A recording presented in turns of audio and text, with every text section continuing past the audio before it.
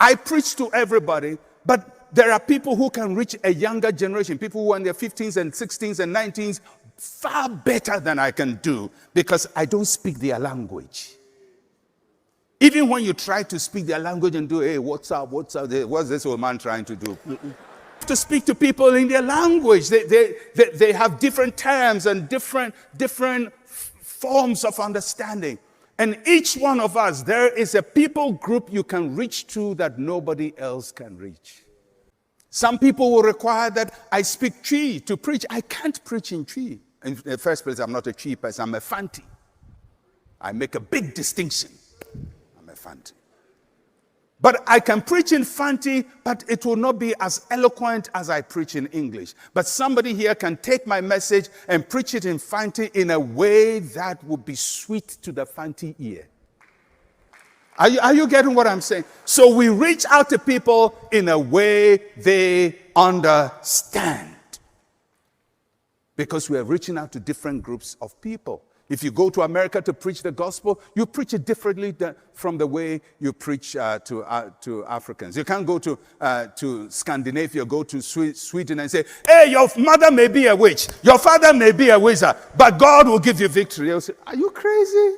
Where is he coming from? From the Middle Ages or what?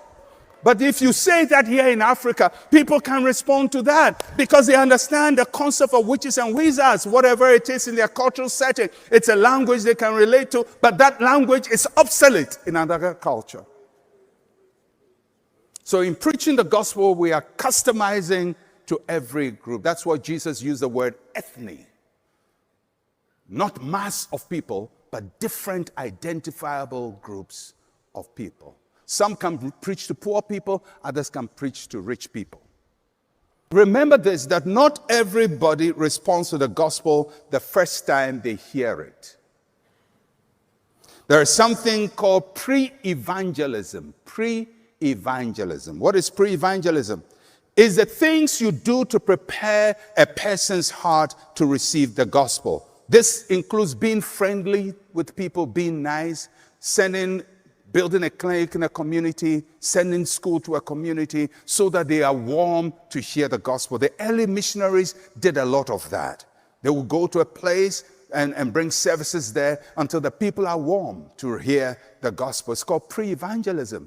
Taking water to people will not save them, but it will open their heart to the message of salvation. Building a school will not save people, but it makes them predisposed to sharing the gospel. When I preach, I have people, so many people who listen to me on radio and television. I'll never forget a conversation I had with somebody in a hotel in Accra. I was just walking by the hotel, and this person from another religion came to me and said, I've been listening to you every day. And I said, wow, you listen to me? He said, yeah, I listen to you. And then he says, because of you, I've bought a Bible. And when you preach, I also open the Bible to read. And then he says something that was it touched me so much. He says, this is the sign he made. He put his thumb and his forefinger very close to each other and said, I'm very close to becoming a Christian. I'm very close. Now, I didn't force him then say, hey, repent now. No, because God is working on him. The seed has been sown. It is being watered. Not everybody gets born again instantly. So when we are preaching the gospel, don't be disturbed about lack of instant results. The early missionaries, sometimes they'll go to places and preach, and for 30 years, nobody will give their lives to Christ. Until 30 years later, there's a first convert, and then a second, and then the whole village comes to know Christ. What we are doing is we are reaching out to people with the gospel of Christ. Sometimes it's giving people food. Sometimes it's visiting people in hospital. Sometimes it's showing care and affection. Your relatives, don't push them by force. Receive Christ by force. Be nice. We have to warm people's hearts so that when the gospel comes, they trust the one who is preaching because he's a good person. And he says, I'm bringing you good news, they truly believe that he's bringing them good news.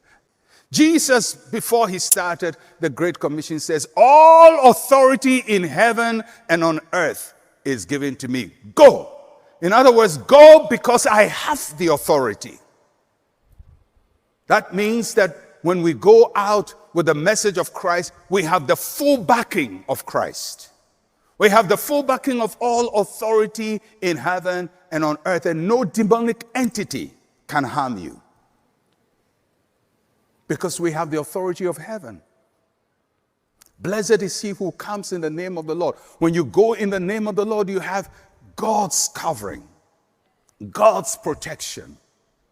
Yes, you will confront demonic powers and witches and wizards and all kinds of entities, but we're not going empty.